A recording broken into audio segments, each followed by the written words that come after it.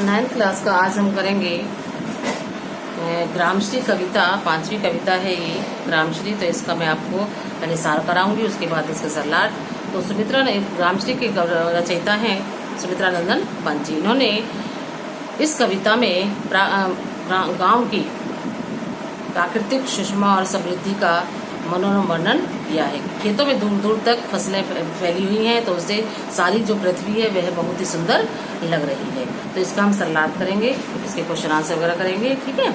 तो पहला इसका है, फैली खेतों में दूर तलक मखमल की कोमल हरियाली लिपटी, जिससे रवि की किरणें चांदी की सी उजली जाती। कवि कहता है कि खेतों में दूर तक उगी हुई हरी भरी फसलें जो हैं मखमली शोभा फैली हुई है। सुबह सवेरे जब सूर्य की किरणें प्रकट होती हैं तो ऐसा लगता है कि उन पर चांदी जैसी उजली जाली लिपटी हुई है। तिलकों के हरे भरे तन पर, जो तिलकों का रंग हरा है, तो उस पे हरे भरे तन पर धूप की चमक ऐसी प्रतीत होती है जैसे उसमें विद्यमान उनका हरा रक्त प्रवाहित हो रहा हो। श्यामल भूतल पर झुका हुआ, फिर जो आसमान है, नीला आकाश, श्यामल मीन्स नीला आकाश जो है झुका हुआ सा दिखाई दे रहा है। भाव क्या है कि हरी भरी फसलों से भरे खेतों पर झुका हुआ नीला आकाश अद्भुत दिखाई दे रहा है। रोमांचित सी लगती वसुधा आई जो गेहूं में बाली। कवि कहता है कि गेहूं जौ की फलियों पर बालियां आ गई हैं, इसलिए सारी धरती रोमांच सी प्रतीत होती है। अरहर सनई की सोने की किंकनियां हैं शोभाशाली। अरहर और सनई, अरहर दाल जो होती है, और सनई की जो सुनहरे रंग की बालियां लग गई हैं, जो करघनी के समान, करघनी होता है तगड़ी, करघनी के समान शोभादायक प्रतीत होती हैं। उड़ती भीनी तैलाक दगंध फूली सरसों पीली पीली। सारे खेतों में सरसों के तेल सी सुगंध युक्त पीली भीनी भीनी गंध फैली हुई है। पीली पीली सरसों सब तरफ फैली हुई है। कवि लो हरित धरा से झांक रही नीलम की कली तीसी नीली। कवि आश्चर्य से भरकर कहता है कि जरा देखो तो हरी भरी धरती पर अलसी के पौधे पर नीली नीली कलियां भी झांकने लगी हैं। तो भाव क्या है कहने का कि हरे भरे खेतों के में नीले नीले सुनहरे रंग अलग से ही अपनी सुंदरता दिखाने लगे हैं। रंग रंग के फूलों में झिलमिल हंस रही संखिया मटर खड़ी। जो रंग रंग के फूल है वहां पर खिले हुए हैं, उनमें मिलजुल कर क्या खड़ी हुई है, उसकी मटर की जो बेलें हैं वो छाई हुई हैं।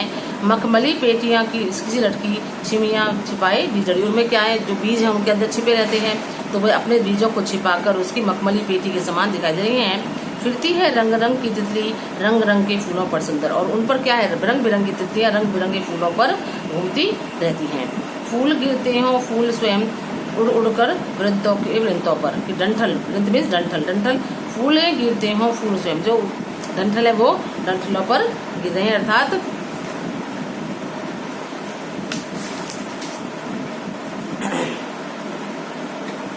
कि डंठलों पर जैसे डंठली उड़ उड़कर घूम रही हों। अब रजत स्वर्ण मंजरियों में लद गई अमृतरू की डाली। कवि कहता है कि आम के पेड़ों की शाखाएं सोने चांदी के रंगों से युक्त गौर से लद गई हैं।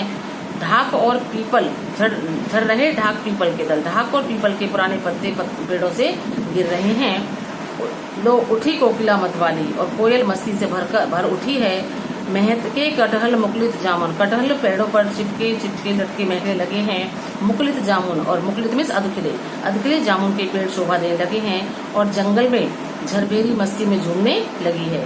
फूले आड़ू नींबू दाड़े आलू गोभी बैंगन मूली। पेड़ों पर आड़ू नींबू और अनार में लगे हैं, और खेतों में आलू गोभी बैंगन और मूली तैयार हो गई है। कहने का तात्पर्य है कि सारी प्रकृति तरह तरह के पेड़ पौधों की शोभा से भर उठी है। पीले मीठे अमरूदों में अब रजत लाल लाल चित्तियां पड़ी। कवि कहता है कि पककर अमरूद पीले और मीठे हो गए हैं, उन पर छोटे छोटे लाल लाल धब्बे पड़ गए हैं। पक गए सुनहरे मधुर बेर, और जो बेर हैं सुनहरे रंग के बेर भी पककर तैयार हो गए हैं। आंवली से रक्तरू की डाल जड़ी, और छोटे आंवलों से पेड़ों की शाखाएं जड़ गई हैं। जड़ने इसका मतलब उन पर छोटे छोटे जो आंवले के पेड़ हैं उन पर आंवले लद गए हैं। आंवले का जो फ्रूट फल होता है वह उनसे लद गए हैं। लहलह पालक महमह धनिया, खेतों में हरी भरी पालक लहराने लगी है, तो धनिये की सुगंध, धनिये की सुगंध महकने लगी है। लौकी और सेम फली फैली, मखमली टमाटर हुए लाल।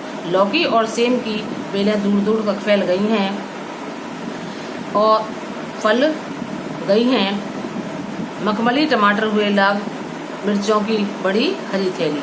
लाल रंग के मखमली टमाटरों से पौधे लद गए हैं, हरी मिर्चों से पौधे भर गए हैं, जिस कारण पौधे तो हरी भरी थैली के समान दिखाई देने लगे हैं।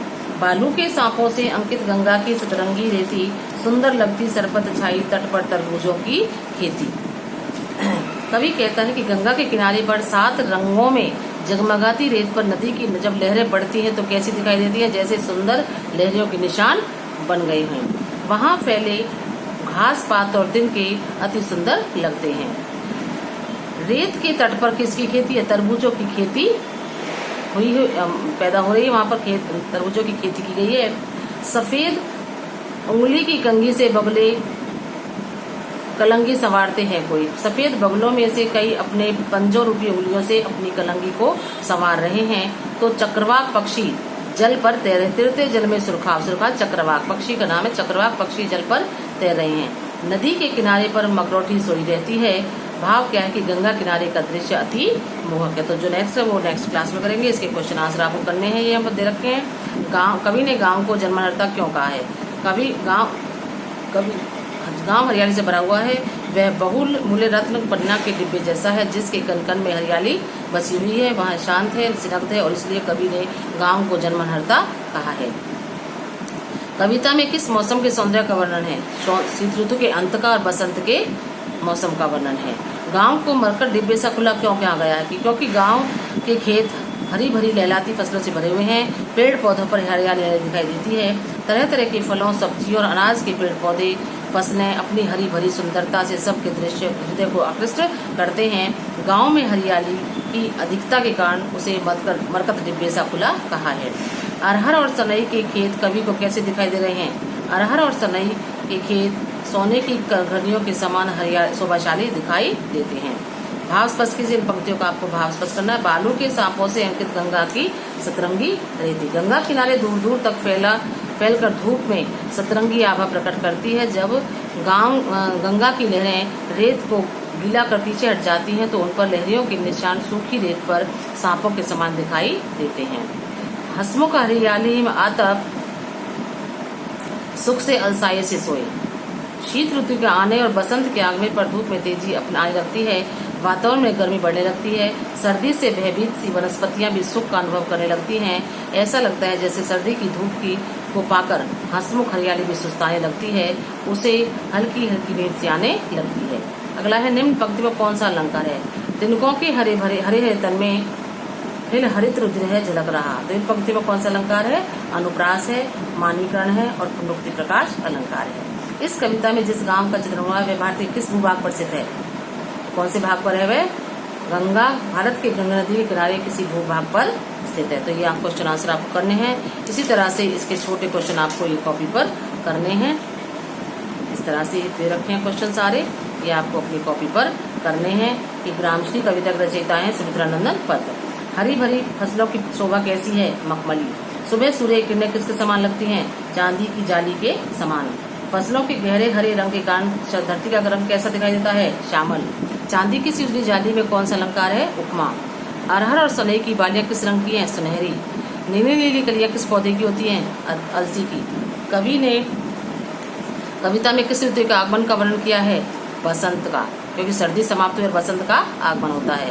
बसंत के आगमन पर किस पेड़ के पत्ते झड़ जाते हैं? पीपल के। आम के पेड़ों की शाखाओं का बौर किस रंग का है? सोना चांदी का। पीले और मीठे हो गए हैं अमरूद। खेतों में सुगंध महकने लगी है धनिये की। टमाटरों का रंग कैसा है? लाल। कविता ने कवि में किस नदी के किनारे का बात कही है? गंगा नदी के किनारे की। नदी की लहरों से खेत पर निशान बन गए हैं सांपों जैसे। नदी तट की रेत पर किसकी खेती है? खरबूजों की।